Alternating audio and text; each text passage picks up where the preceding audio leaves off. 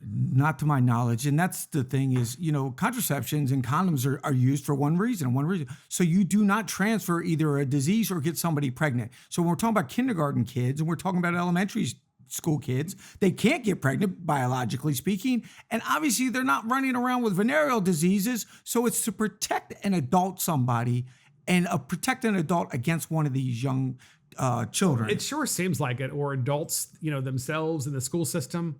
The whole thing is just so weird. And I have to say to all of you out there, when you're on the House floor and you have 141 members and you're standing up and you're talking about an issue like this, imagine how awkward it is, right? Because all of the things that you want to say are, basically being very accusatory and impugning motives. But we have this decorum on the House floor where you can talk about the policy and you can criticize the policy. But what you can't do is talk about the motivations of what's behind the policy. We can do it here on this Dumbest Bill podcast and this Dumbest Bill segment, but we can't do it on the House floor, but we obviously want to, right? We have to assume their innocence, which in a bill like this is almost impossible to do.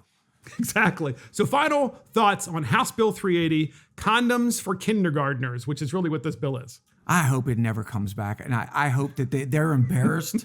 And I think that they embarrassed the Senate. But we're going to see it come back because there's plenty of pedophiles down there that are going to push this kind of stuff on one of the legislators and ask them to put it through. Thank you for joining us for this Dumbest Bill series. We will see you again for another Dumbest Bill in America.